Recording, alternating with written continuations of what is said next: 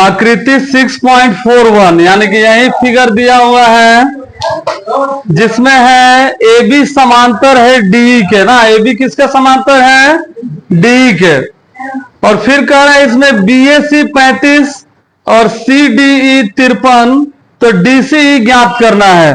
तो सबसे पहले हम लोग देखेंगे कि ये डी सी ई बोला है ज्ञात करने के लिए, आखिर डी सी ई है कहां? यहीं पे ना है?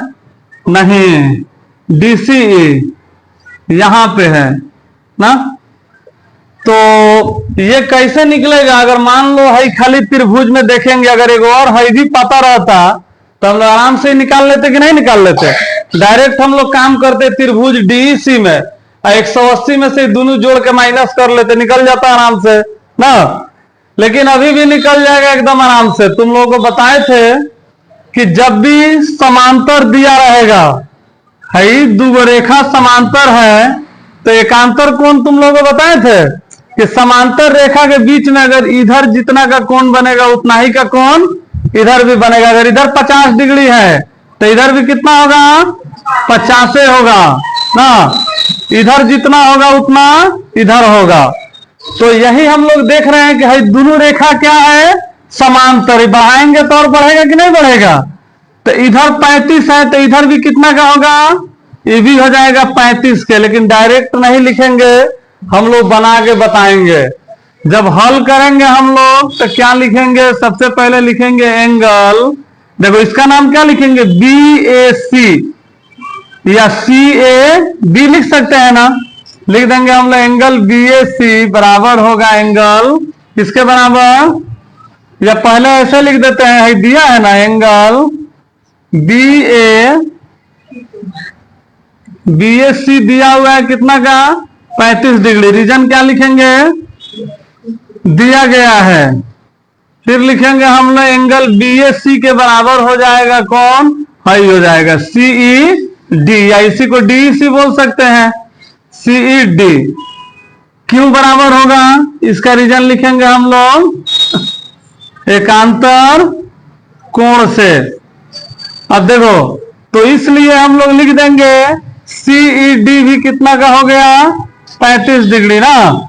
तो जब ये 35 डिग्री हो गया तो थोड़ा देर के लिए तुम लोग ऊपर वाला भूल जाओ कि ऊपर कुछ है, खाली इतना ही में ध्यान दो तुम लोग। तो अभी कैसे बनेगा बताओ सब। तो सबसे पहले क्या लिखेंगे? त्रिभुज सीडीई में या डीसीई में या डीईसी में कुछ लिख सकते हैं ना। हम लोग लिखेंगे त्रिभुज डीईसी में।